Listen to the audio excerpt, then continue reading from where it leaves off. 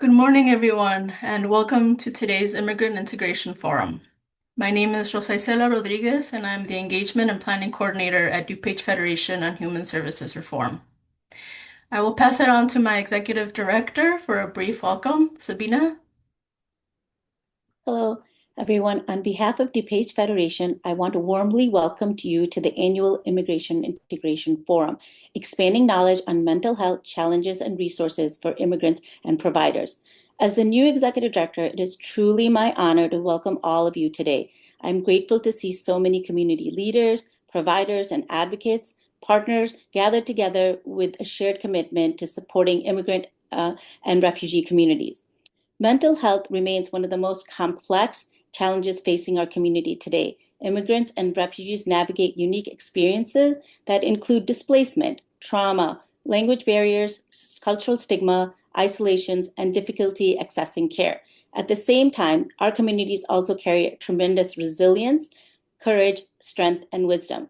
Today's forum is an opportunity for us to learn from one another, strengthen our partnerships, and expand our understanding of resources and strategies that support both immigrants and the professionals who serve them.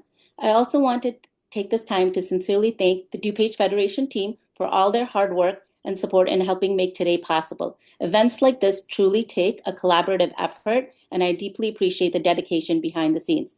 Thank you again for joining us and being part of this important work. At this time, I'd like to pass things over to Rosa Izela, our Community Engagement and Planning Coordinator, who will serve as today's MC and guide us through the program. Thank you, Rosa. Thank you, Sabina. Thank you all again for being here and for taking the time to join us for this important conversation centered on immigrant mental health, healing, and community support. We are grateful to all of our speakers, panelists, partners, and attendees for being part of today's event. As we begin our 8th Immigrant Integration Forum, we also want to extend a special thank you to the Immigrant Family Resource Program, that is a joint collaboration between the Illinois Coalition for Immigrant and Refugee Rights, the Illinois Department of Human Services, for their partial funding and support of this forum, which helped make today's event possible. We are going to begin this morning with our keynote presentation, followed by a Q&A session, a short break, and then our panel discussion and healing circle sessions later this morning. As participants continue joining, we would like to welcome everyone and go over a few quick logistics. So I will now pass it on to my colleague, Ava Rafash, to go over how to access interpretation services today. Thank you, Rosa. Danica, please advance the slides. Thank you. I would like to introduce our interpreter, Me Topacio. gustaría introducir a nuestra intérprete Topacio. What you see on the screen are the short instructions how to access the interpreter channel. Lo que ven en la pantalla son las instrucciones breves de cómo acceder al canal de interpretación. Please note that that little globe that you are looking for to access the channel is only going to be available once this introduction is done and the interpreter is placed in the correct sound channel. Por favor, noten que el globo de interpretación solamente se podrá ver después de que estas instrucciones se acaben de dar y el canal esté activado para localizar a la intérprete dentro del canal de interpretación. What you see on the screen now is for laptops and desktop computers, the little globe, and then choose the language Spanish from the next little window. Lo que ven ahorita en la pantalla es el acceso de interpretación para el canal. Por favor, seleccionen el globo y seleccionen el canal en español. Danica, please advance the slide. What you see on the screen now is for tablets and mobile devices like your smartphone. Las instrucciones que ven en la pantalla ahorita es para los que están en tableta y dispositivo móvil. Pueden acceder seleccionando los 3 puntos y el canal de interpretación. The steps are the same, however, the layout is a little bit different. Los pasos son iguales, solamente que como se ve es un poquito diferente. Please look for language interpretation and the little globe, and then pick the correct language. Por favor, busquen la interpretación del lenguaje, el globo y seleccionen su lenguaje preferido. And that concludes the introduction of the interpreter channel. Our interpreter is going to be placed in the channel now, and the little globe is going to be available on your screen. Eso concluye las instrucciones. Ahora será puesta en el canal y verán las posibilidades de activar el canal en la pantalla.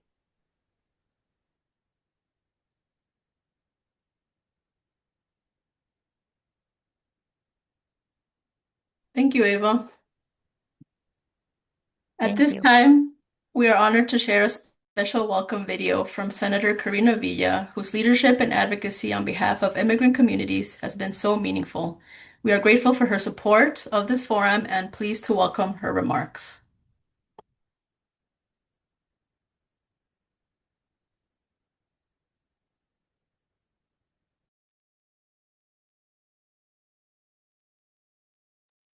It appears that the sound is not enabled for the sharing. First, I want to thank the DuPage Federation for hosting the Immigration Integration Forum and bringing all of us together today. I apologize that I cannot be with you in person as I am currently in Springfield fighting the good fight through the final days of session on May 31st. To every service provider, caseworker, educator, advocate, mental health professional, and community leader joining this forum, thank you.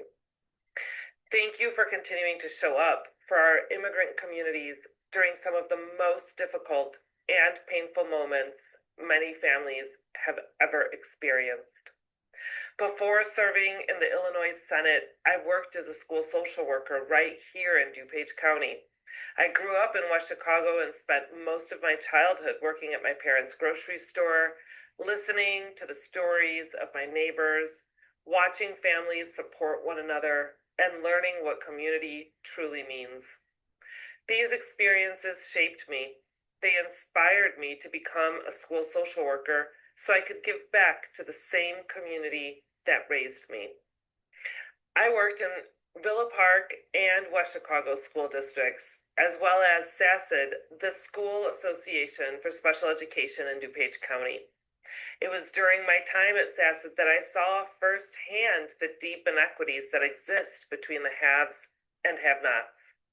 I had the opportunity to work across many corners of our beautiful county, alongside incredible social workers, educators, families, and community partners, serving some of the most vulnerable residents. And I know firsthand that this work does not end when the workday is over. You carry people's stories with you.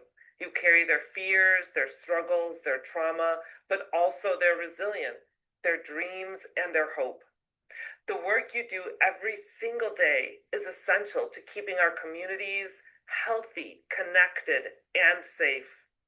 Right now, immigrant families across our state are living through unprecedented uncertainty and fear.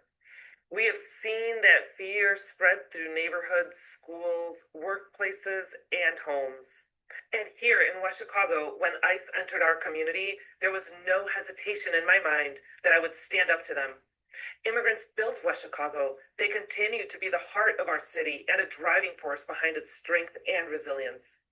I remember that day like it was yesterday, when workers at Gelsort needed help leaving work, making sure that they were safe, and students that needed help making it home because their parents were too scared to leave their homes.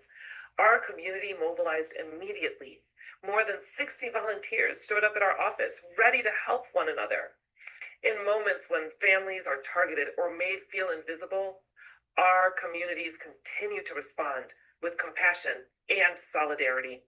And that is exactly why spaces like this forum matter, because our communities have been through so much, and community service providers like you are at the forefront of this work every single day, helping families access mental health care, housing, food assistance, legal support, and stability at a time when federal policies and budget pressures continue to strain the very system our families depend on.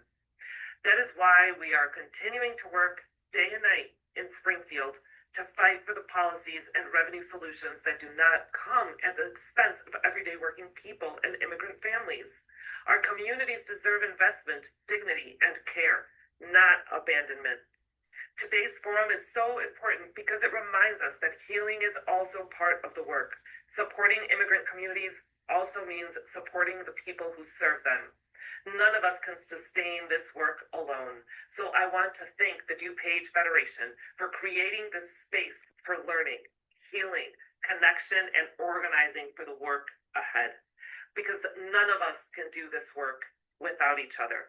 Thank you for all that you do, and I hope that you have a meaningful and restorative forum today.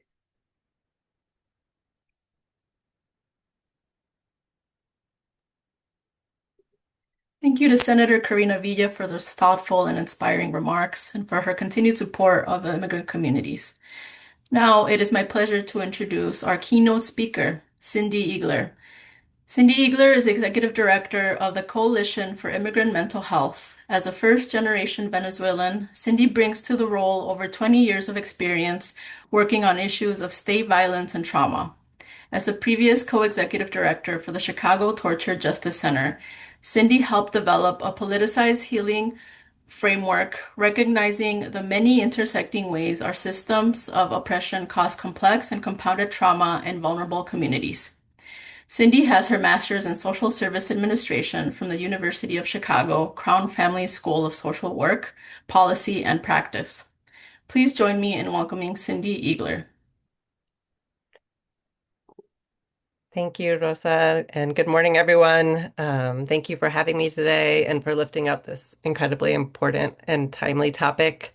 I have a bit of a head cold, so I might sound a little stuffy. Apologies at the front end for that, but happy to be here. As introduced, my name is Cindy Eigler, and I'm the Executive Director for the Coalition for Immigrant Mental Health. Before I jump in, I'll just share a little bit more about myself. You heard in my bio that I'm a first-generation child of immigrants. What you didn't hear is that those immigrants themselves are children of refugees. So just thinking about the long stories that many of us hold. You also heard that I have over 20 years of experience working at the intersection of state violence and trauma. What wasn't mentioned were the opportunities I had over those 20 plus years to be part of creating spaces for collective healing and watching communities really take back their power, their joy, and their right to thrive and flourish. And getting to see firsthand what that looks like and what could be possible is the energy that I bring into this space today. If you know me or have done one of the trainings for the coalition, you've probably heard me ask the question of who it serves when our communities are living in constant fear, stress, and overwhelm. And then if you've heard that, you've also then heard me say that that's not the actual question we want to ground in. Instead, we want to be asking ourselves, what do we think would be possible for us, for our families, for our communities, if we had even a little bit more access to well-being? What could we build together? What could we create together? What could we win together? That's also the energy that I want to bring into this conversation and to the rest of this morning. I have been asked to speak about the topic of identifying and accessing mental health resources for immigrant communities. And I understand that many of you, or most of you, are actually on the front line and really just want to know where you can send community members that you work with for support. And I really sincerely wish I could offer you a simple answer and a list of clear resources. I wish there were a simple answer. Unfortunately, there's not. So if you're looking for quick or easy answers, I'm sorry to disappoint on the front end. What I will offer over the next 20 to 30 minutes are things that we all need to know and understand that will help us as we are trying to identify and access mental health resources for our communities. Specifically, we need to make sure we understand the context our community members are living in and the weight they are carrying. You can go to the next slide. We need to understand the multiple barriers that exist in accessing support, and we need to broaden our ideas of what support could look like. So that's what we've got for today. And we're going to start by talking about this larger context of what many immigrant communities are and have been navigating. These last 16 months have been filled with uncertainty and constantly changing landscapes of executive orders, policy changes, and the elimination of any semblance of order or due process. The ever-shifting landscape means that we are all constantly trying to navigate where to go to get help, where is actually safe, and these days even where is still open, since there have been so many changes day to day. The uncertainty from moment to moment keeps us all from knowing where to focus our attention and leaves us in a pretty constant state of activation. All we want to know is where we can go or how we can get our basic needs met or the needs of our community met. How can we take care of our families, of ourselves? And it can all feel pretty impossible. And then we add to this the increased and incredibly terrifying and violent federal immigration enforcement we've seen over the last 16 months, which puts us in a constant state of hypervigilance and fear with our mind, at least my mind, in a never-ending spiral. Will they come for our loved ones? Will they come for our community members? Will they come for us? And living in that kind of constant terror is exhausting and has all kinds of impacts on our well-being, as you all know. And all of this is also happening in an environment of increasing anti-immigrant rhetoric that may leave many of us feeling like we don't belong here, we don't belong anywhere, which can also be devastating to our well-being. This larger context clearly demonstrates that the stress many immigrant communities are feeling right now is structural, is cumulative, and is persistent. So this is some of the larger context that we can all see that you all probably have been talking about amongst each other. And just to reiterate, things like the threat or fear of masked agents, you can go to the next slide, of masked agents kidnapping them or someone they love off the streets, regardless of immigration status, policy changes that dehumanize and criminalize immigrant and refugee communities and make it almost impossible to get basic needs met, and daily experiences of discrimination, exclusion, and misinformation. None of these are single events or occurrences, and all of these have a huge impact on our individual and collective well-being in the short term and also likely for generations to come. These are the waters that we are all swimming in all the time, and this is the context, but it's not all of the context. You can go to the next slide. What do you imagine that immigrant communities that you are a part of or that you're working with may also be carrying that we cannot or do not always see? Not what's on paper, not what shows up in data or statistics, not the necessary survival strategies that are being utilized every day, but what else they may be carrying into every classroom, into every clinic, into every workplace, into their homes every single day. This is a really important question to ask and to get curious about. Why? Because when we can more accurately understand both the visible and invisible load our communities are carrying, only then can we know what actual supports they may need, and thus what resources to connect them with and where the gaps are that we most need to fill. There's a lot that we don't often see or acknowledge. And one way we at the Coalition for Immigrant Mental Health describe the entirety of the complex and compounded trauma that many immigrant and refugee community members are carrying is through the notion of an invisible backpack. So you all can imagine you're on your way to school or you're on your way to work or you're traveling and you put on a backpack. And when you first put it on, it doesn't feel too bad. You might not notice it too much. But over time, over the day, maybe you add a few things to it, but you can really start to feel the weight of the backpack. Your shoulders get really tight. You're starting to feel a lot of pain, and you feel uncomfortable as you try to navigate every space that you're entering, going through hallways, going through doorways, trying to sit, trying to eat, all with this backpack on that you can't take off. Imagine how uncomfortable that would be. Most of the immigrant communities you work with are also carrying this kind of backpack, one that we can't see, that carries the cumulative psychological and emotional weight of the history of their lives. So I can get a little bit more clear about what's actually in this invisible backpack. You can go to the next slide. The backpack holds all of the experiences and life circumstances that led to someone's decision to leave their home country, from political uncertainty to deep poverty to violence, war, and occupation, to consequences of climate catastrophe or natural disasters. It also holds their migration journeys, the challenges people may have experienced during their travel and transit that's often full of danger, uncertainty, and incredible risk. The backpack holds the challenges of arriving in a new place, a new culture, an unfamiliar language and system, and trying to navigate just getting your basic needs met while away from all of your normal support systems and while also likely feeling like you don't have a sense of belonging.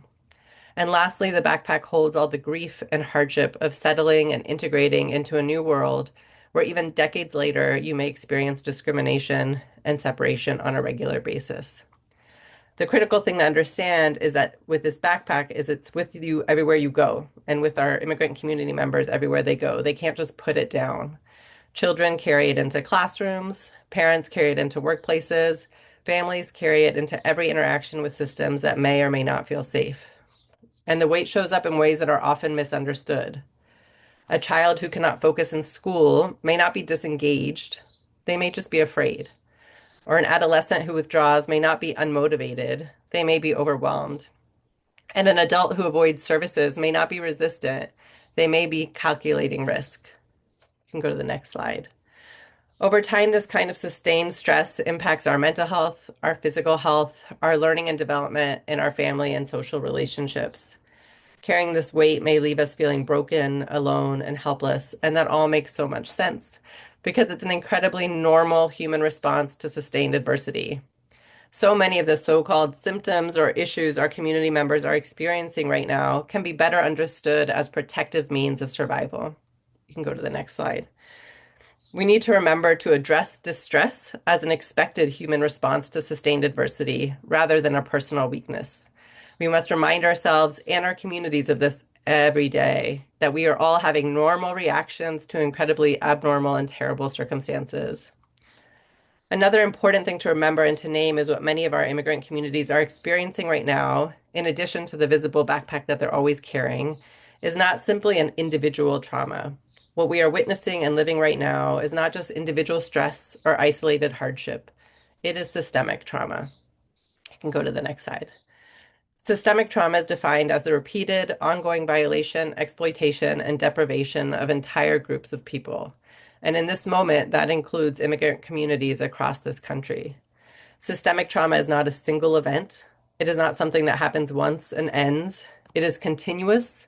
It is reinforced through policies, systems, and everyday experiences that signal to people over and over again that their safety is uncertain, their belonging is conditional, and their dignity is at risk. And over time, this kind of trauma does something profound to all of us. It begins to erode the very things we need to be well. You can go to the next slide. It breaks down our sense of safety, our sense of connection, and our sense of dignity within individuals and across entire communities. And because it's ongoing, there's no clear endpoint, no moment where people can say, it's over, I can rest now. Instead, people are asked to keep functioning, keep showing up, keep caring for their families, all while navigating impossible conditions. That's part of what makes systemic trauma so powerful and so difficult to address, because it's not just about what has happened, it's about what is still happening. And this is an important part of understanding the context, but also of understanding the kinds of resources that may be needed. Collective trauma often needs a collective response to address it. The harm has happened in community, and the healing may also need to happen in the community, not individually. So when thinking about how to identify and access mental health resources for the immigrant community, this first step that we covered is building our understanding of what immigrant communities are carrying and experiencing, both seen and unseen, so we know how best to support them. The next piece we're going to go into is about acknowledging the many barriers that keep people from accessing care.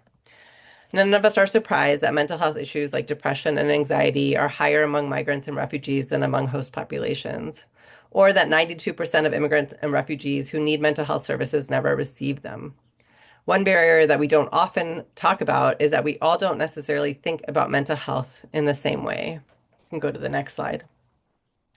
In many cultures, there's an unspoken understanding that our personal and emotional struggles are simply meant to be endured, not expressed.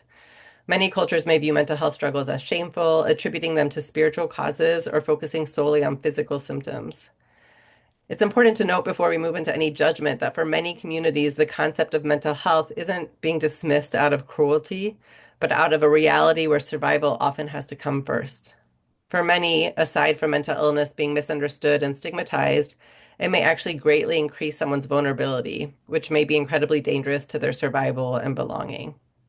So we know that for many immigrant and refugee communities, the language of mental health may not exist in the same form, may carry stigma, or may fail to capture the lived experiences or realities that they have. And another barrier that we're seeing is resistance to care or getting support. Many individuals who are forced to flee their home countries have lived in contexts where political instability and corruption, community violence, and misinformation are the norm. As a result, having some kind of resistance or hesitation toward people who seek to help, especially those from outside one's cultural context, can actually be viewed as an adaptive individual, family, and community response. It is actually an incredibly smart response, but it can also become a barrier to receiving care. What we have to remember is that trust is hard to build, easy to lose, and that without it, healing is not possible. At the community levels, we know that one of the most common and significant barriers to any intervention or service program is the generalized distrust of power and authority. But none of these barriers mean that the need is not there. The people we work with may not describe or think of themselves as experiencing any mental health issues or needing any support. But when we start talking about their daily life, we often hear stories about some of the physical symptoms they may be experiencing. Maybe they're talking about having their trouble sleeping, lack of appetite, high blood pressure. Maybe they start talking about how they feel very far away from the things that resource them, like their church or other spiritual spaces. Or maybe they start talking about the challenges that they're having in their relationship, how they're feeling more irritable or have low energy to connect with others.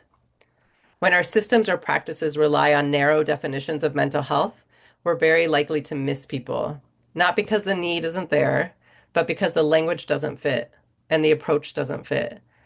Some things that we need to be asking ourselves in these moments is how do we simplify and deprofessionalize our language to make it more accessible and understandable? How can we use language that is less clinical and more emotional and based on daily experiences?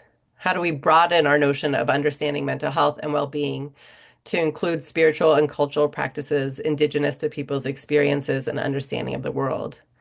Those are just some of the things that we need to be asking ourselves. And asking these kinds of questions makes room for so many different kinds of healing conversations and practices that we may not have considered previously. Well-being support requires a collaborative, culturally attuned, and community-centered approach. But even when we increase our understanding of what people may be experiencing, and we broaden and clarify our language, and we do the slow and relational work of building trust, we know that access to care and support is nowhere near guaranteed. You can go to the next slide. We consistently see other barriers that were named at the front end, like language access limitations, lack of insurance or financial resources, challenges with limited eligibility requirements or documentation requirements, transportation challenges, and limited availability of culturally responsive providers. So what happens? Needs go unmet, stress accumulates, and people adapt, both in healthy and not so healthy ways, to the absence of support. Understanding these barriers to accessing support is not meant to leave us hopeless or disheartened, because only when we understand the barriers can we work to troubleshoot them. Only when we know what's getting in the way can we figure out what we need to be asking our partners for, or our funders for, or our own organizations for. And only then can we start building programs and interventions that are actually able to meet the needs of our communities. So now we've discussed some of the overall context and some of the different barriers that exist for immigrant communities, but I'm sure that many of you are still holding on to the original question of how, literally or concretely, you can actually identify and access mental health resources for your communities who most need them. So I'll start this last section by reminding us that mental health is not only about treatment, it's about cultivating well-being. And well-being is shaped long before someone may enter a clinical setting. The Coalition for Immigrant Mental Health takes a public health approach to mental health. This means that instead of focusing only on how we can treat the distress in our communities, we also focus on how we can prevent crises from happening in the first place and what we can be doing to promote well-being. One public health model for mental health that many of you may be familiar with comes from the school systems. You can go to the next slide. And it offers a tiered approach to interventions. So in tier one, it's universal interventions. So interventions for all that might look like training and support for everyone that are open to everyone in the community, or creating environments that foster safety, connection, and belonging. You've got tier two interventions that are targeted. So interventions for some, it might be support groups for people experiencing elevated risk, responsive, culturally grounded interventions for those that are most directly impacted. And then tier three interventions are the more intensive interventions for a few. This is where we see what we most normally think of, like one-on-one individual care or therapy, crisis support, and hospitalization when needed. One important thing to note in looking at this model is that we often over-rely on tier three interventions, or we think that tier three interventions are the most crucial. I can ask you a question. I thought we'd be in person, so I'd be able to do a hand raise, but you can just think about this. When you heard the topic of this talk was about identifying and accessing mental health resources, how many of you imagine that the kinds of resources or services that I might describe would fall into the tier 3 category, right? I assume a lot of you, and that would make a lot of sense. And again, I'm sorry to disappoint, but today I'm really asking us to expand our thinking. You can go to the next slide. Without tier 1 and tier 2 interventions, we're constantly responding to crises instead of preventing them. Tier 1 and tier 2 interventions are often the most accessible, both literally and culturally, the most attuned to addressing this kind of systemic and collective trauma, and often the least resource intensive, both requiring the least amount of money and professional support. There are so many things that we can be doing in community that can help us process the trauma that we are experiencing without having to be in a tier 3 setting. So what are some of the things that we can be thinking about? You can go to the next slide. Where are the spaces that we can build more connections and increase peer-to-peer support? We know that having trusted relationships and social supports is an important protective factor for communities. So how can we do just more of that on a daily basis? How can we build spaces of both physical and psychological safety? Right now, we know safety can't be guaranteed. So what is in our control to do? We can make sure that our team is trained to know your rights and that we have clear safety plans for what happens if there are reports of ICE in the area. We can make sure our community members feel prepared with the family preparedness training or other support, and that they have some kind of grounding practices that they can do collectively or individually to generate some feelings of internal safety. Where are the places or the opportunities where we can help to affirm and celebrate people's cultural identities and traditions? We know that being seen and understood and appreciated for one's identity is such an important part of cultivating well-being. So we want to do more of that as much as we can. And then what spaces may be available to think about meaning making and collective rituals for people to process their grief and terror together. Healing is not just individual. You can go to the next slide. It is relational, it is cultural, it is community-based, and importantly, people, most of you, I assume, are already doing this work every day, often without recognition or adequate support.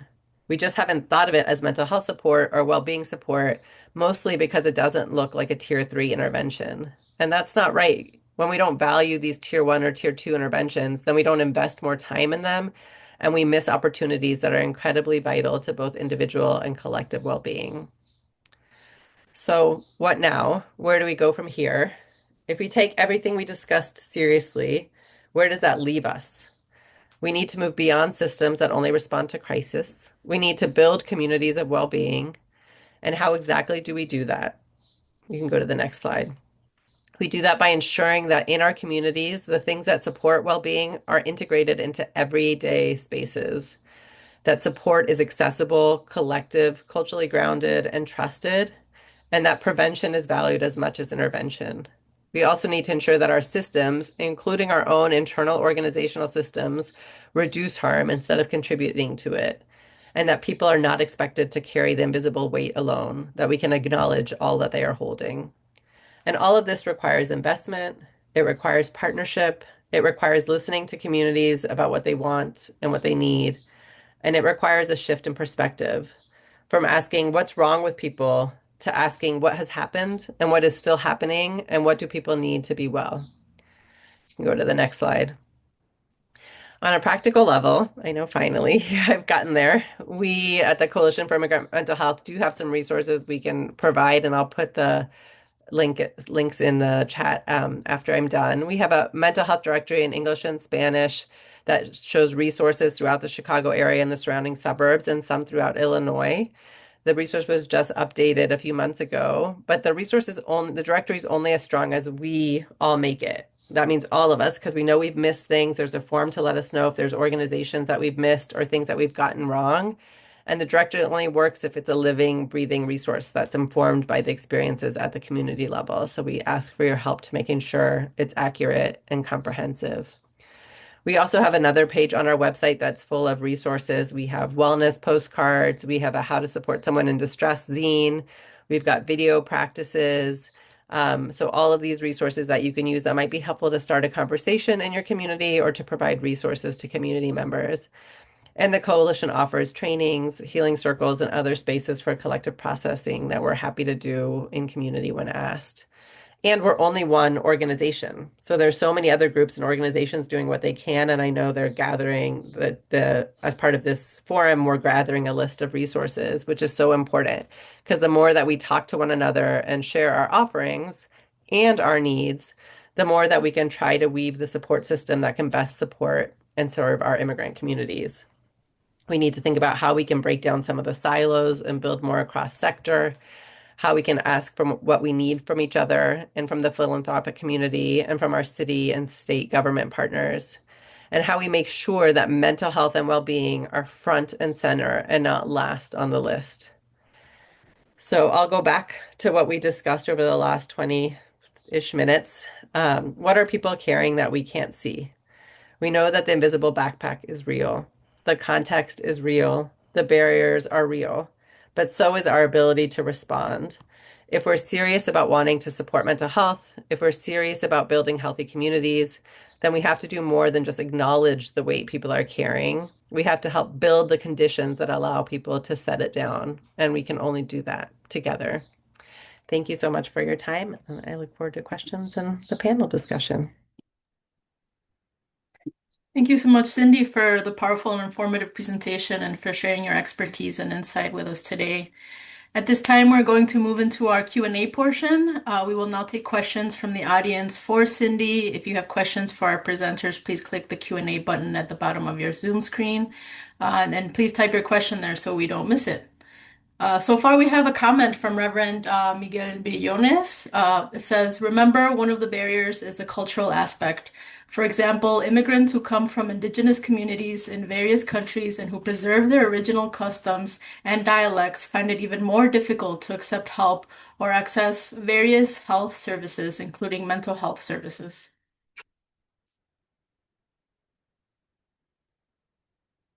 I'll give it another minute, see if anybody else has any other questions. And also a reminder, Cindy will be joining us for the panel discussion. So if you come up with any other questions after that, you can answer that after our panel discussion as well.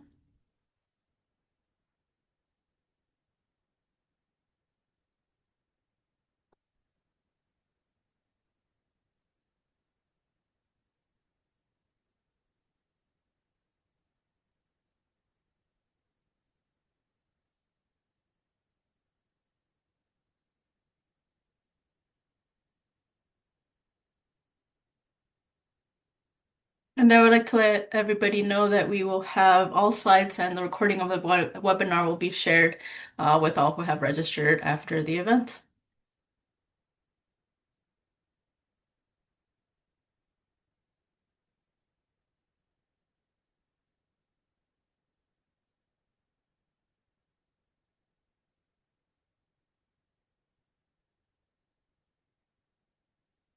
If anybody would like to ask a question directly to Cindy, feel free to raise your hand and we can also call on you if you would prefer to ask a question like that.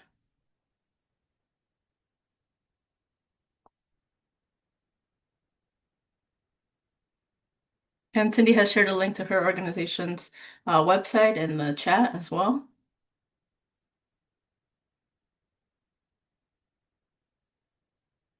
I'll give it another minute, see if anybody has a question they would like to ask.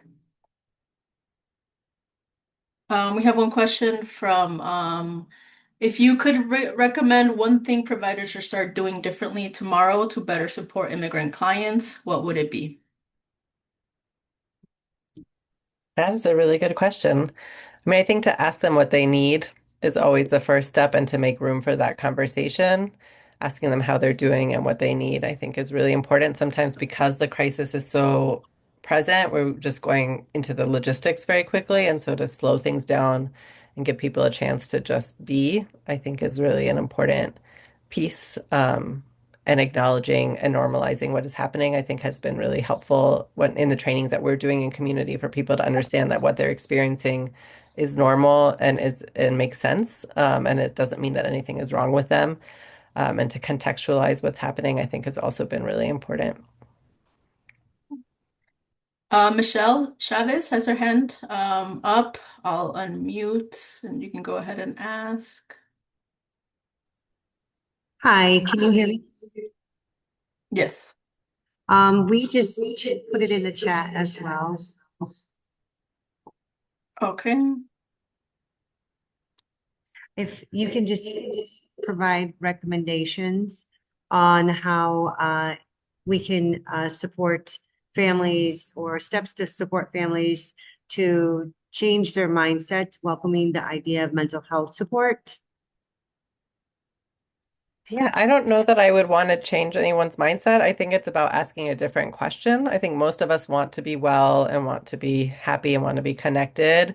And so it's figuring out what's the language that we can use to help meet them where they are, and figuring out what are those supports that they need. I don't think we need to use the mental health language, and I think that can often be off-putting for a lot of community members. And so it's just really helping them think about what do they need to feel well, to be well, and to talk about those kinds of services in different ways, and to move at the pace of relationship, right? Because trust, it takes time to move. And to build that kind of trust. And so just to keep on meeting people where they're at and having the conversations they want to have is an important piece. But I think people on the panel will also be able to answer some of these questions as we move forward. We have one more question. Cindy, what are some ways you've seen for family engagement to thrive in community-based settings? I think when people get to come together and like eat together and there's music and there's joy and celebration is really an important piece to help building some of that connection and helping people feel their vitality, their aliveness. Is really important. So I think the best ways I've seen in terms of engagement is like having places for celebration, for gathering that are also joyful, and make space for kind of joy as well, even in these moments of hardness, and or make space for some celebration, I think are important. Thank you again, Cindy, for joining us today and for sharing your knowledge and expertise with all of us. Before we move into our panel discussion, I want to remind everyone to please complete the event survey. The link will be in the chat, and your feedback is incredibly important to us. So we will now take a 10-minute break. When we return, we will continue with our panel discussion focused on immigrant mental health, access to care, healing, and community support. Thank you.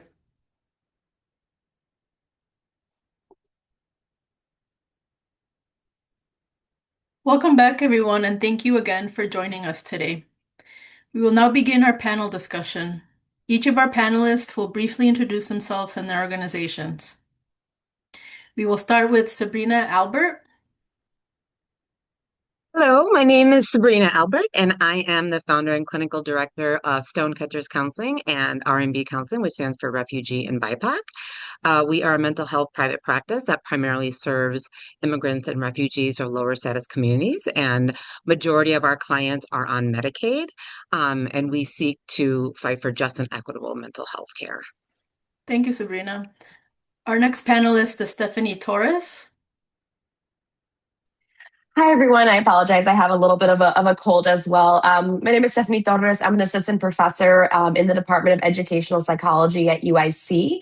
And I am also an advisory board member for the Coalition for Immigrant Mental Health with Cindy Eigler. I'm a clinical psychologist, a therapist by training. And right now I do research mainly. And my research is focusing on thinking through community engaged and healing centered solutions to help our immigrant families kind of face the stress of being an immigrant today. Thank you, Stephanie. Our next panelist is Munasa Shazad. Hi, good morning. My name is Munasa Shazad. I work with Ignore Leaf. I am the transition housing coordinator here, as well as I oversee the counseling department. We work with a variety of clients, including the refugee group, a lot of them. And we work at our basic goal is getting them to self-sufficiency. So that's what we do. Thank you, Munasa. Our next panelist is Ava Rafash. Good morning, everyone, and thank you so much for having me here today. It is truly an honor being part of this conversation and being surrounded by great people who care deeply about building stronger and more inclusive communities. My name is Eva Rafash, and I serve as the Senior Program Director of LARC, the Language Access Resource Center, a program of the DuPage Federation. What motivates me in this work is something very simple, helping people feeling being seen, heard, and understood. So often, access to services, opportunities, even basic human connections depends on communication. When language becomes a barrier, people can feel isolated, overwhelmed, or excluded from systems that meant to support them. That is why language access matters so deeply, because it creates connection, trust, dignity, and belonging. At the DuPage Federation, collaboration is really at the heart of everything we do. We are a nonprofit organization rooted in DuPage County, but our work reaches across the region and throughout Illinois. For many years, we have been working alongside with government agencies, community organizations, and partners and local leaders to identify emerging needs and develop collaborative cross-sector solutions and strengthen our communities. One of the ways we do this is through community planning work. Over the last 2 decades, DuPage County, like much of Illinois, has become increasingly diverse.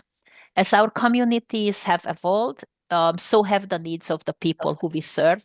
The Federation began developing profiles of vulnerable populations to better understand those changing realities and to bring these issues to attention that often go unseen or under discussed.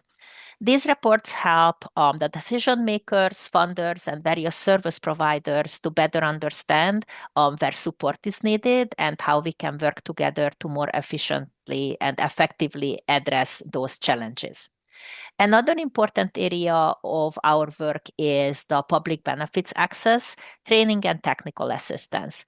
We know that navigating the public benefit system can be incredibly complicated and frustrating, especially for families facing already difficult circumstances.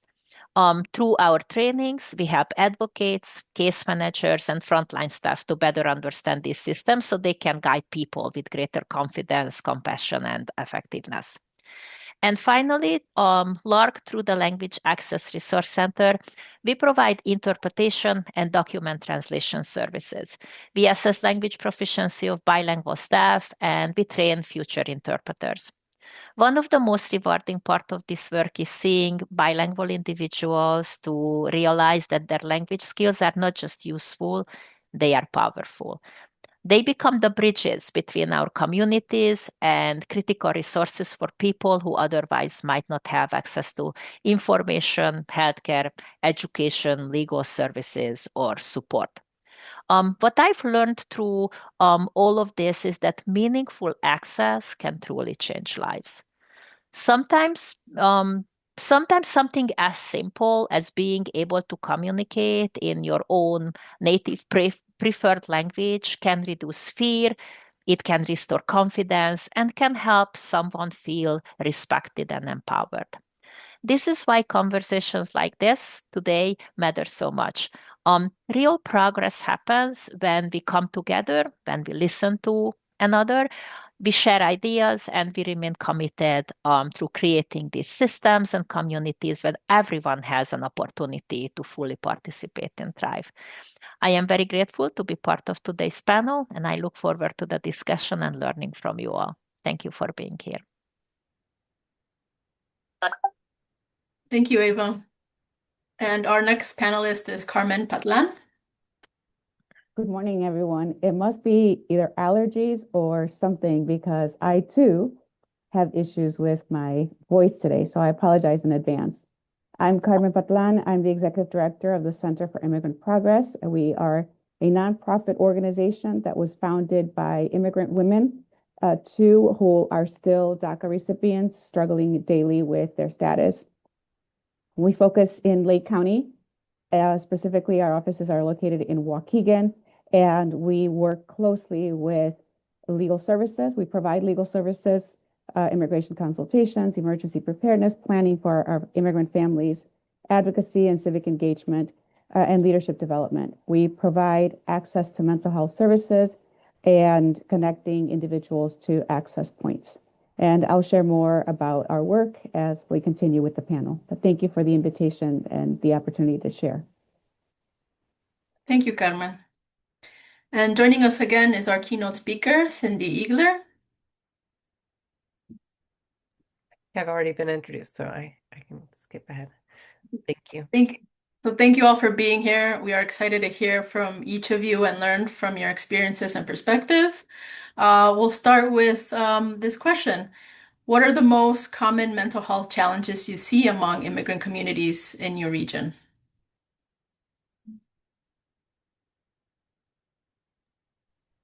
And you can go ahead and unmute if you want.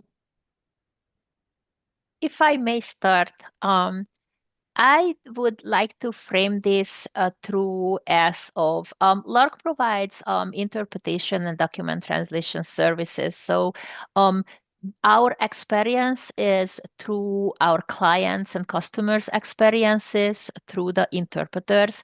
And I would like to frame this through stress plus uncertainty plus displacement rather than diagnosis. It's not a medical issue necessarily. And just like Cindy described it in her presentation, chronic stress like to link to migration journeys, separation from family, the legal uncertainty. Anxiety and depression can be often connected to economic pressure or instability. It can be trauma carried from the pre-migration experience, the transit itself, or the resettlement. With all the well-intended help, it is still a very, very stressful process. And it can be also hidden distress. And again, I'm referring back to Cindy, how well she described it. Many people are functioning. You might or might not be told they are functioning, but carrying that significant emotional weight. And back to my knowledge, the language access, the language barrier can also make some of the problems going unrecognized or misunderstood. So I would say that a mental health issue might show up indirectly because of the cultural framing and the language barriers. And I would say, I would like to share that 100% of my staff, including myself, are immigrants. And as a previously undocumented immigrant myself, I carry that stress as well, especially in during heightened immigration presence. We walk around providing services to others while also experiencing that secondhand trauma and that feeling of we too are being targeted. But what we see commonly coming in through our doors is a great deal of anxiety, chronic anxiety.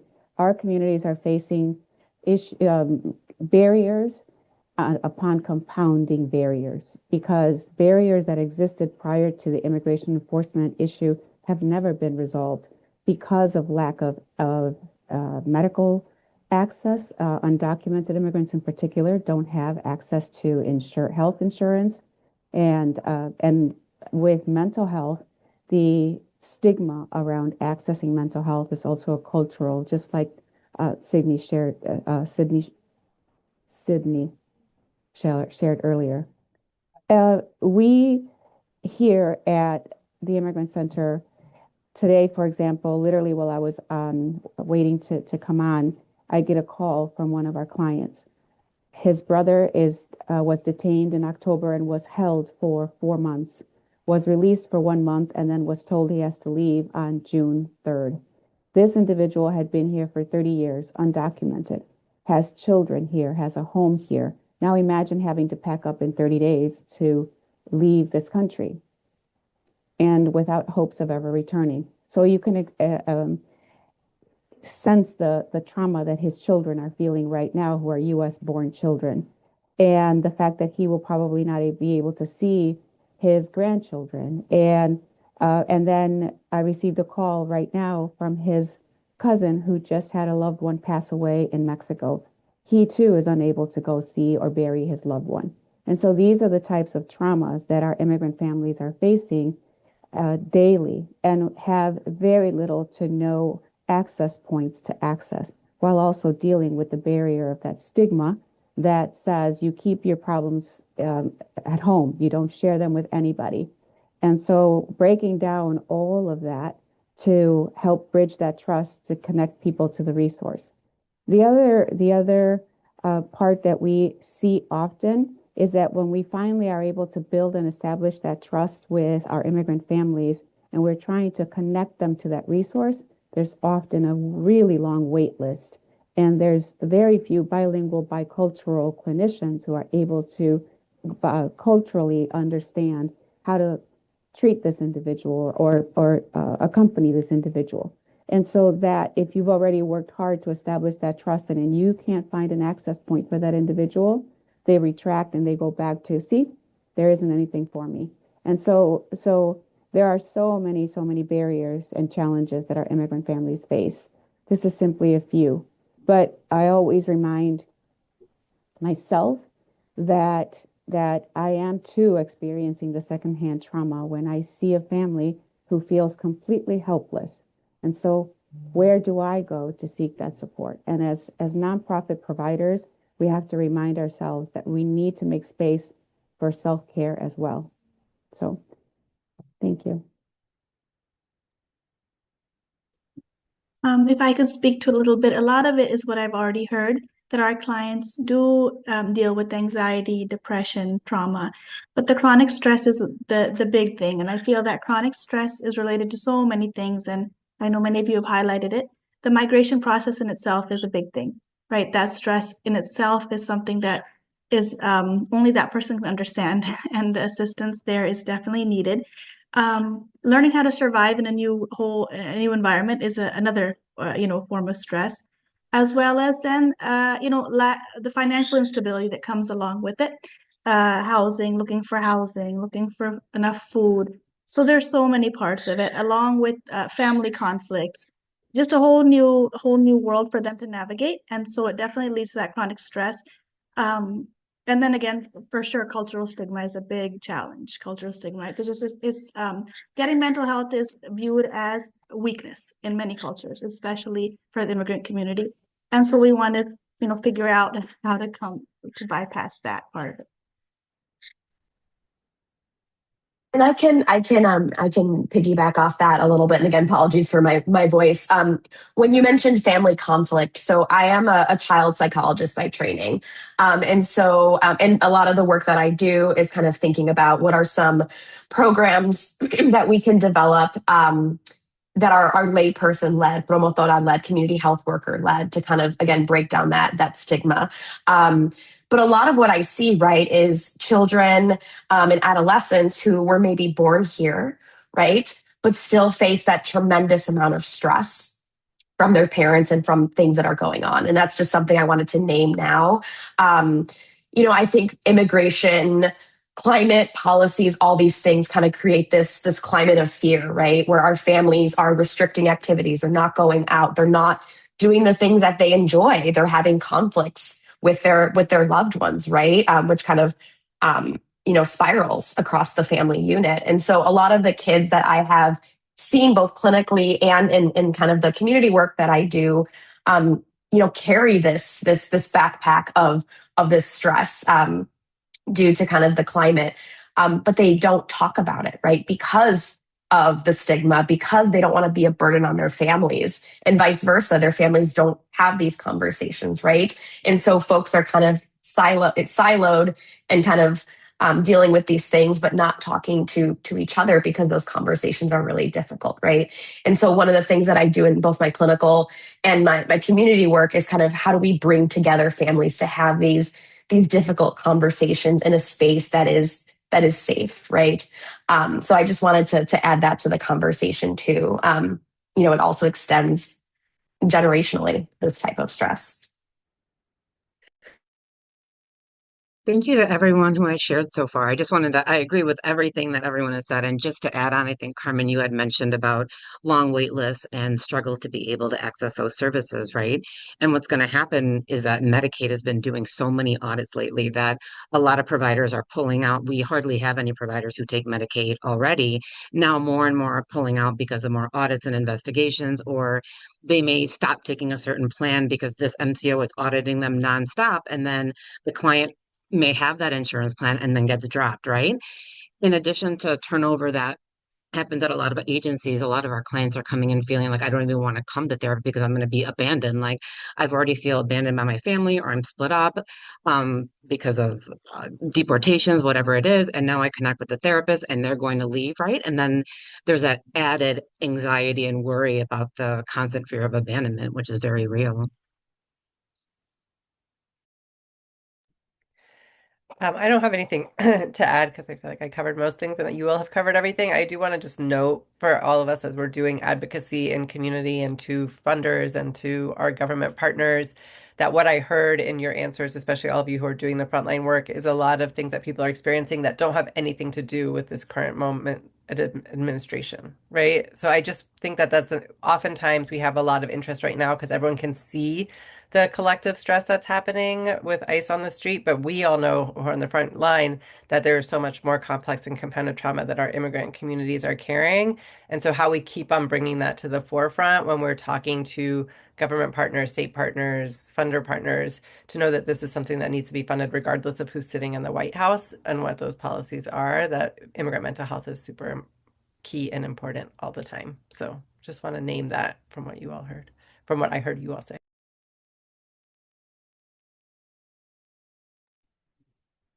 Thank you. We'll move on to our next question.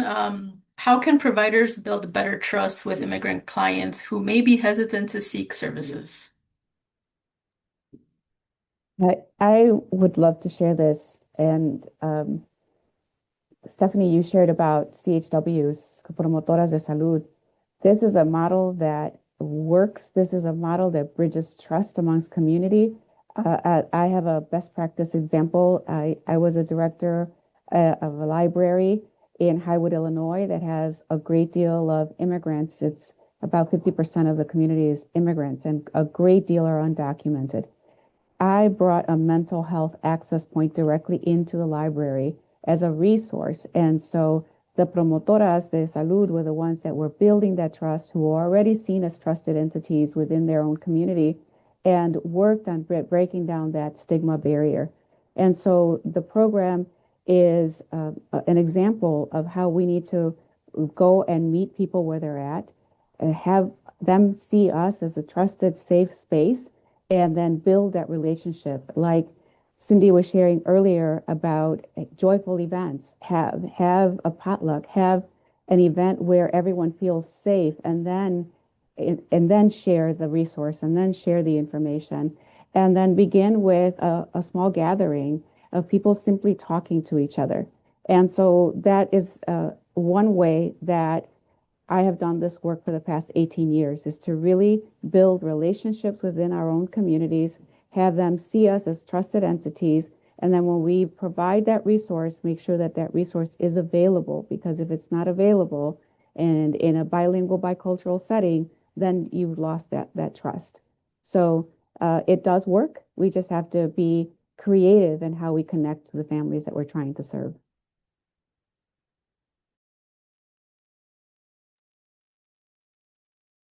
Go ahead, Stephanie. Oh, no, I was going to see. Go ahead. Go ahead.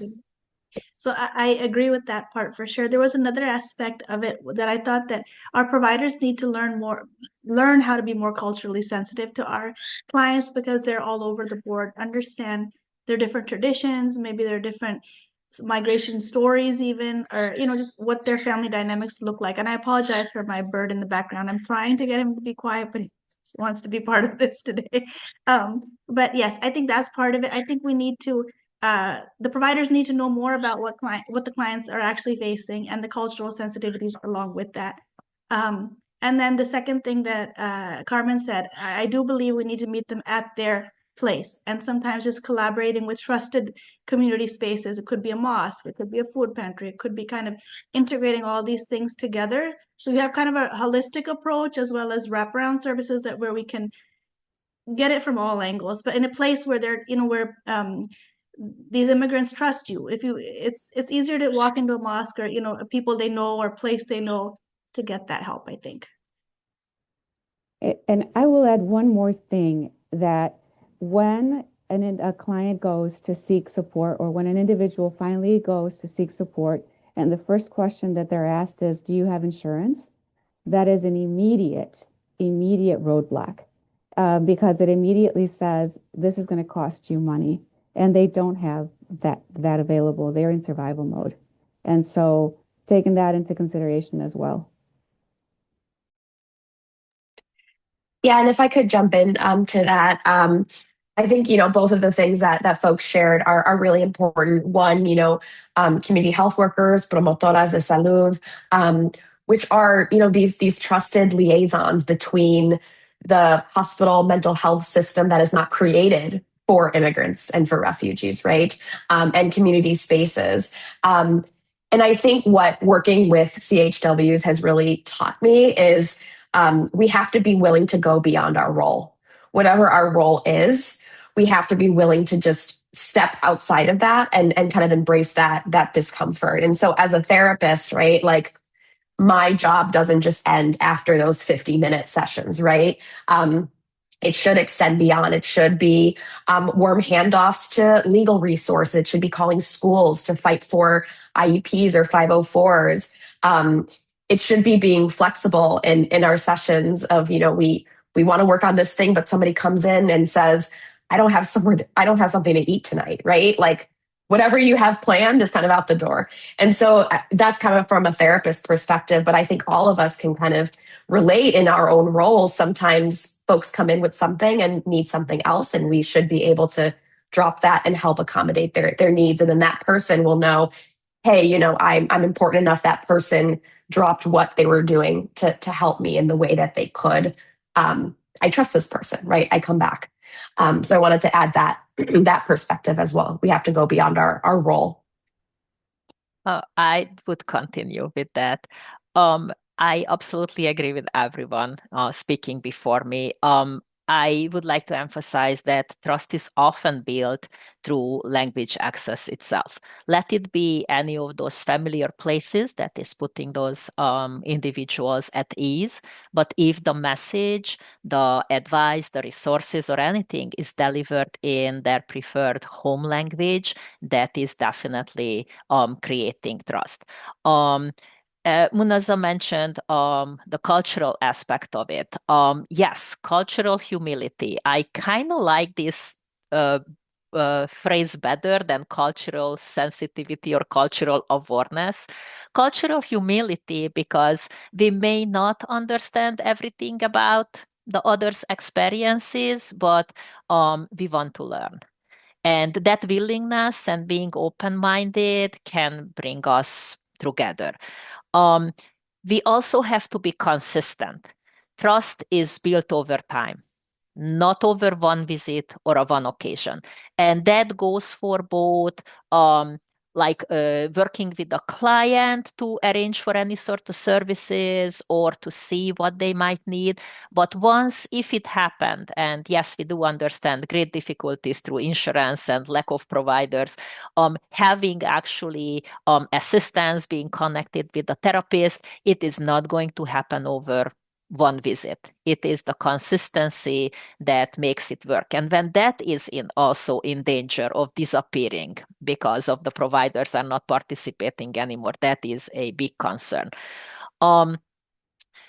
Both for therapists and for the connecting providers, we have to make sure that we acknowledge past experiences and we acknowledge that why that client might feel unsafe and build that trust that they can feel more comfortable again.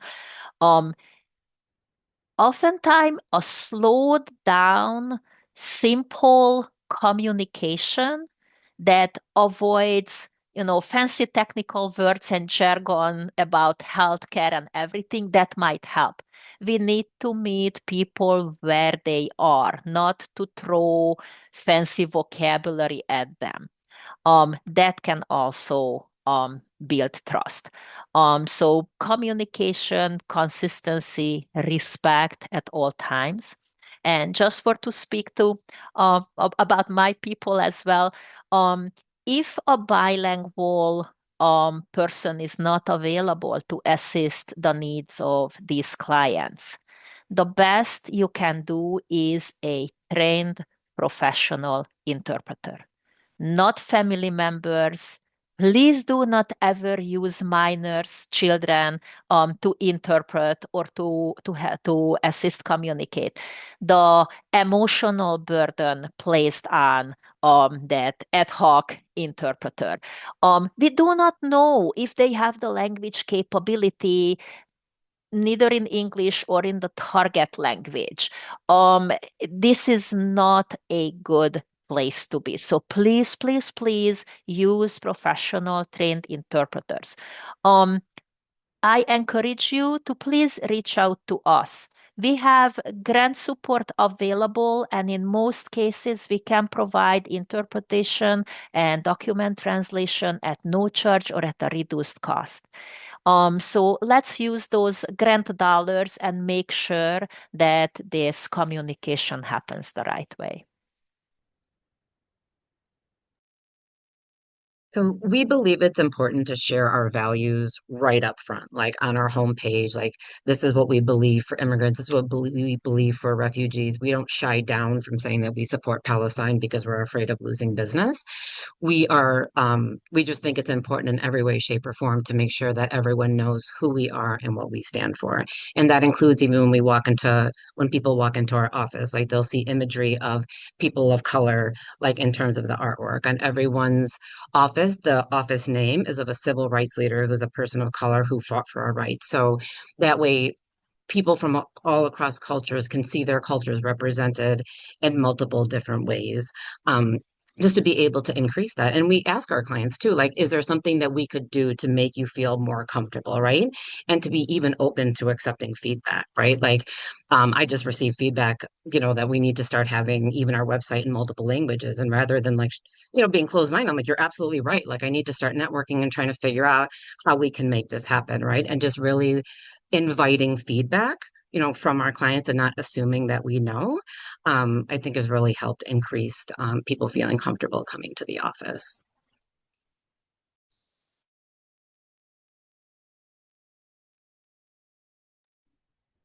Thank you, Sabrina. It looks like we have a couple of questions from our audience. The first question is, when does going beyond your role lead to burnout, though? Our systems rely on social workers and promotoras de salud to do the work that they didn't want to admit needs to be worked on, and there needs to be more change.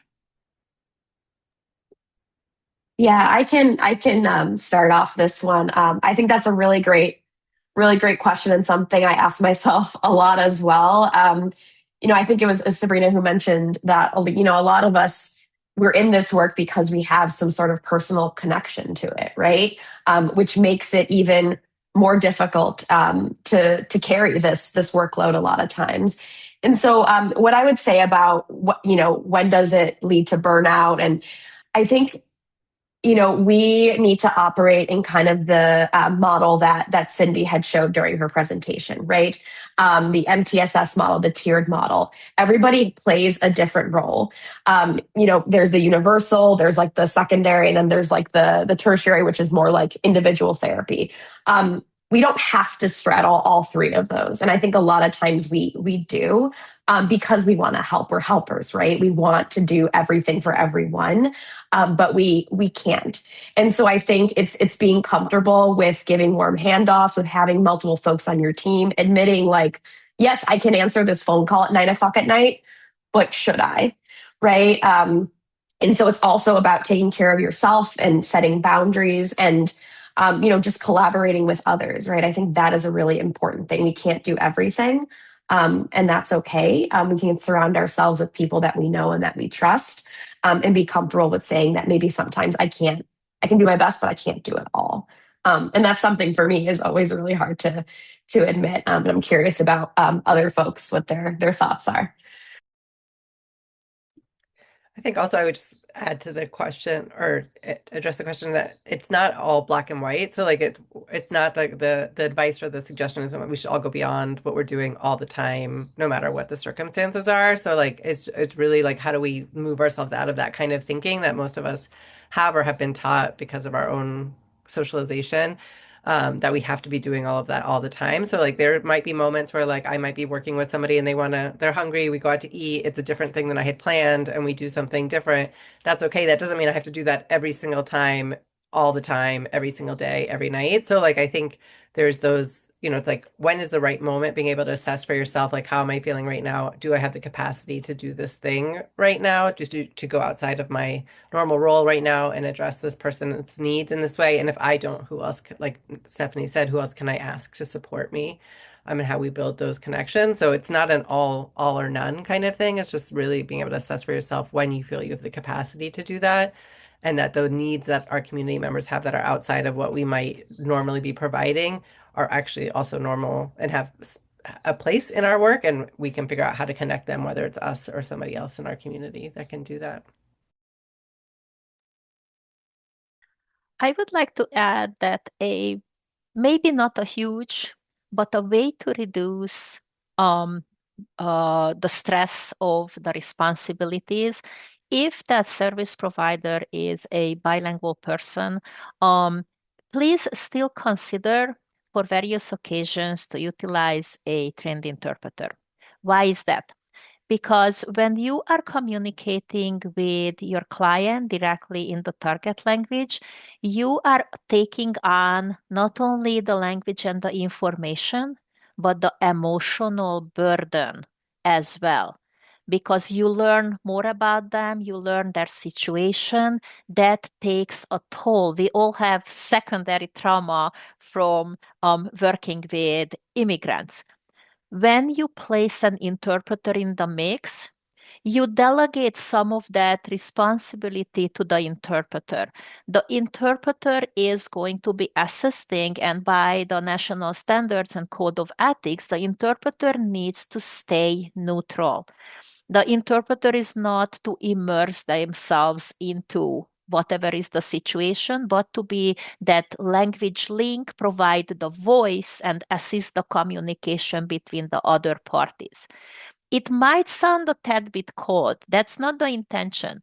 The intention is to reduce that sort of taking on the emotional toll that one person needs to be able to somewhat remotely remove themselves from that emotional burden while still assisting and helping.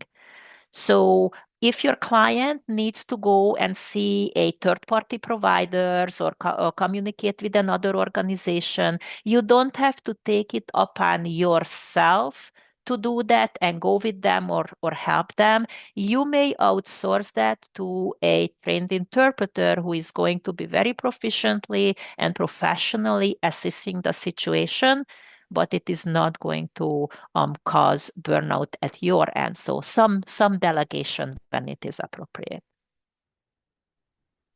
I had one thing about that as well. In our organization, we say we wear a lot of hijabs. So we're doing a lot of different things in our and it can easily lead to burnout, of course. One thing that we have kind of added, and I think they're a very important part of our organization, is the volunteers. So we use like trained mentors, for example, to take off some of the burden of, for example, case managers and providers. Of course, they can't provide mental health, uh, treatment or therapy. But what they can do is take help with some things. For example, this client needs help getting from point A to point B. So the mentor can help take them, transportation, and sometimes just be that soft shoulder that they need sometimes for different things. Okay, I need some food, so maybe you can help me get to the food pantry, or you can help me navigate this email from the school. So I think mentors is a great way to kind of take the burden off a little bit of the the providers.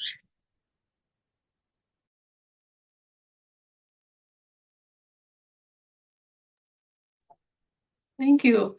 We have another question. Schools are often the setting where health issues in our children first become apparent. For immigrants, however, largely due to lack of information, this situation can be very difficult to navigate. More often than not, parents are unaware that they have the right to request further information and assistance from school social workers and psychologists. How could parents facing these circumstances be better supported?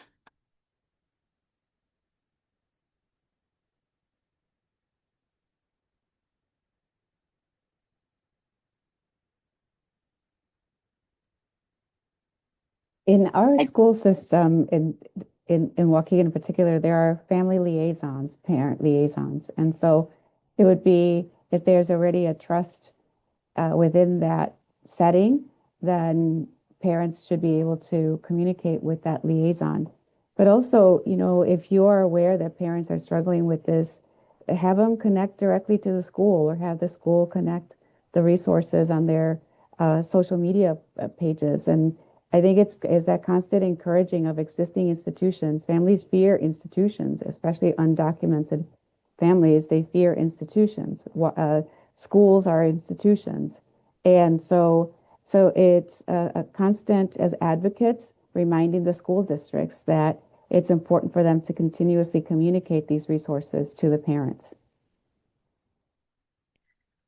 LARC is lucky to work with many, many school districts who not only realize that language assistance is important to connect with those many, many parents in our diverse communities, but through the assignments that we are getting, we are seeing many events directed towards the parents, what are about social emotional well-being, about various mental health issues or some prevention topics.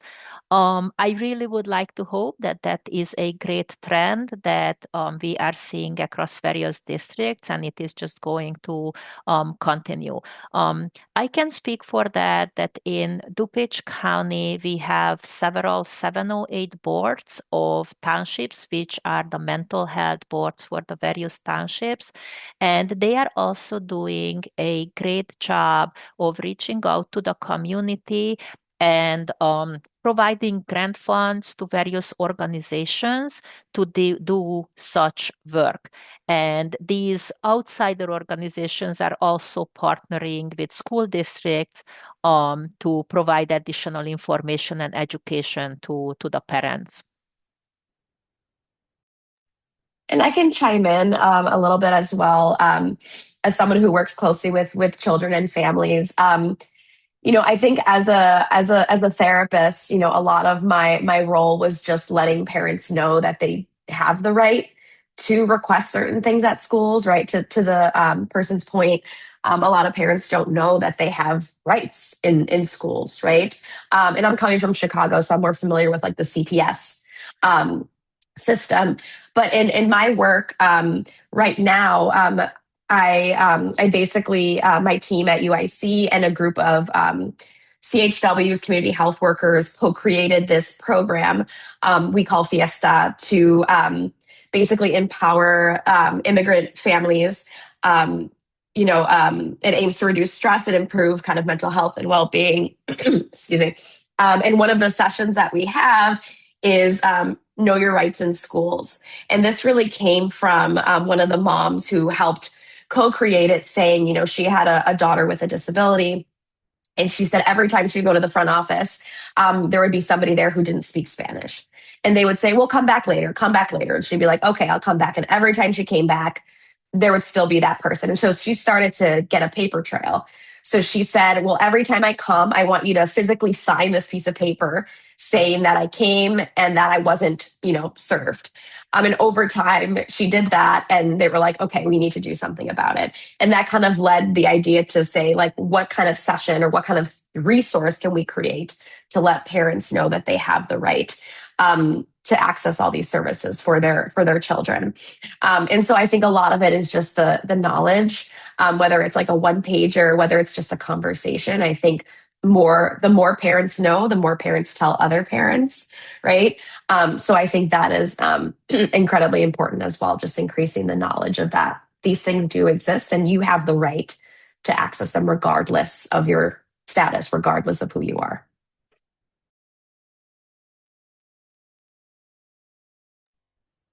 I'm having a little bit of a reaction. I just sorry, or not react, but both the response of like the empowering people to be able to know their rights and to take action for themselves is actually a really important part of processing trauma and especially what we're experiencing right now. So there is a lot of important good and value to that work of like helping make sure parents know their rights and supporting them and asserting those rights.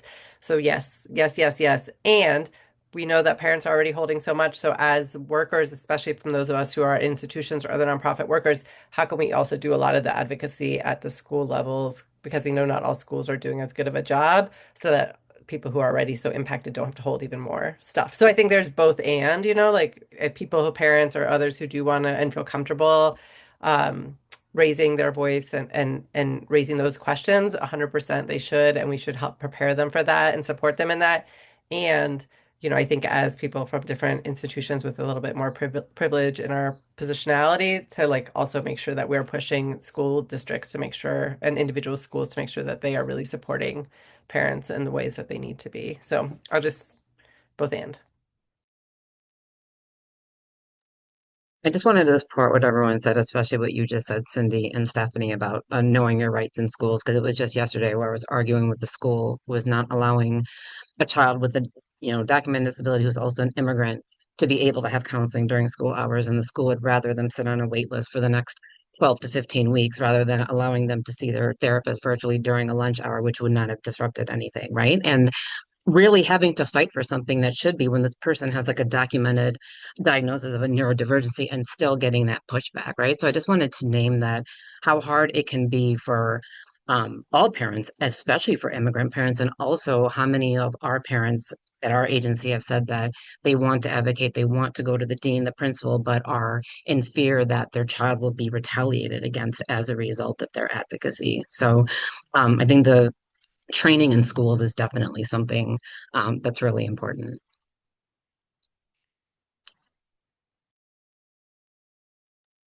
Thank you so much. We have time for one more question. So we want to end with what message do you want immigrant families to hear about mental health and seeking support?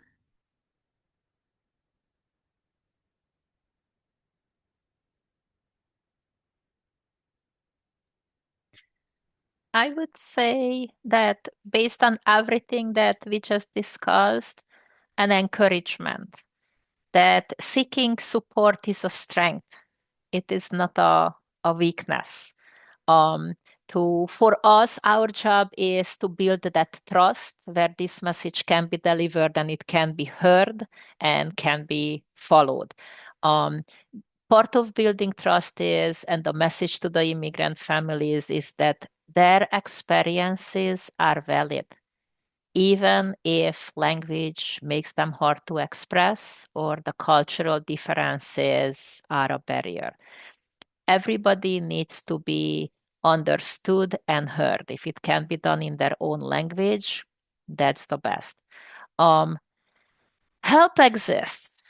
Well, we just spent almost an hour discussing it can be hard to access, but help exists and hopefully systems are improving and all these community organizations are here to support that bridge. So I think all in all, the message to the immigrant families that please don't give up, please seek assistance. We are here for you. I would add to what Ava just shared that what we want is our families to know that they're not alone, that there are organizations like all of the ones that are here today amongst the community, that there are organizations willing to accompany individuals through the trauma. We recognize that so many families have survived, immigrant families have survived some incredible hardships. The sacrifice of leaving your country to come to a new space where you are completely foreign and everything is foreign. And I'm speaking from my own experience as a 7-year-old child who came to a country that was completely foreign to me. That these immigrants are carrying such great responsibility that many have left families in their own country who still depend on them. And so while here facing this tremendous fear constantly, and so we want families to know that they're not alone, that we see them, that we understand the trauma that they're experiencing, and that we are here to accompany them through this whole process and beyond. So that's the message that I would share with families and anyone who is here with us, that we know that we're passionate about this work and that we're here because of that same reason.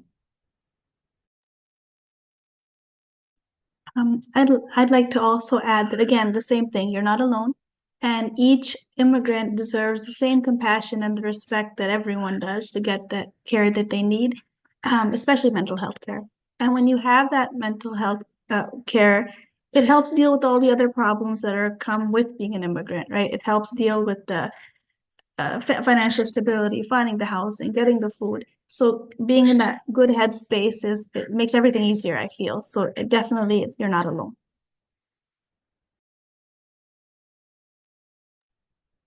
My message would be that their voice matters, right? And if there's an opportunity to get connected with an agency like Citizens of Action of Illinois or the People's Lobby. We just went down to for Lobby Day last week at the Capitol, right, advocating for a change. If there's a comfort level in getting involved in that, it's so important to be able to hear that voice. So that way it's shared and there can be policies in place and policy changes that can really be long lasting because we need to hear those stories in order to be able for our policymakers to make some sort of changes here because things are very unsafe, difficult, and dysfunctional right now. And everyone's voice matters here. Yeah, and I agree with what everybody has been saying, and I wanted to kind of bring us back to that invisible kind of backpack analogy, and we kind of talk about how we carry these stresses, these traumas, but we also carry incredible strength and resilience in those backpacks, right?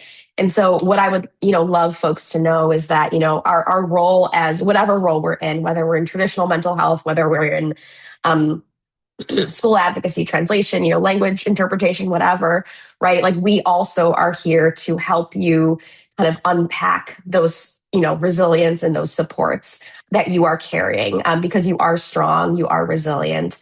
And we can work with you and kind of help you and empower you to kind of embrace those strengths that got you here. Yeah, I echo what everyone has said. I think the message I have most is that everything that people are experiencing right now is normal and makes sense, and wanting to people to know that and to extend that grace to themselves, and that tending to your own well-being is actually a crucial part of the resistance work, and a crucial part of building the world that they want for their future generations, for their children. It's not as an extra luxury, or something of that sort. Thanks.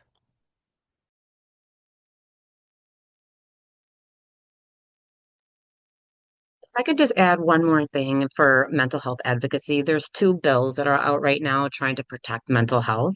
One is House Bill 1085, which is going to protect a 60-minute session, right? Insurance companies have been attacking 60-minute sessions. They've been down coding. They've been claim editing, where a provider will submit a 60-minute session and they will down code it to a 30-minute or 45-minute session, which has created waves throughout, particularly in private practice. So House Bill 1085 will protect 60-minute sessions and allow our clients to be able to receive the mental health care that they need and not cut their sessions in half. And also House Bill 4735 is going to be transparency and downcoding. That's a new thing that really, not a new thing, but really actively has started in April for particularly like company like Blue Cross Medicaid, that you submit 60-minute sessions, an AI program will just immediately downcode it and pay out less. So trying to pass that, get this bill passed so that way that can no longer happen and providers will be able to provide the care that they need to our clients who are in need. Thank you, Sabrina, for sharing that. And I want to say thank you again to all of our panelists for such an engaging and meaningful discussion today. And thank you everyone for submitting your questions on the registration form and in the Q&A section. We would like to remind you that we are compiling a resource list based on information shared during this forum. If you work at an organization that provides mental health services or are aware of services that support immigrant communities, please add them to the link. The link is in the chat, but we've been informed that I think some people who are on their iPhone might not have access to the chat, so we will add that to the Q&A. But we will also be sending all of that information as an email after the forum. If your organization is already listed, feel free to review and update the information as needed. And at this time, we would like to invite participants to return for the healing session. The Zoom link for the healing session will be on screen soon. So we will take another 10-minute break before beginning that healing circle. And we also want to remind everyone once again to please complete the survey using the link if you have not already done so. And we are also pleased to share that we will be having a Spanish language healing circle available today throughout the breakout rooms during the session. So thank you.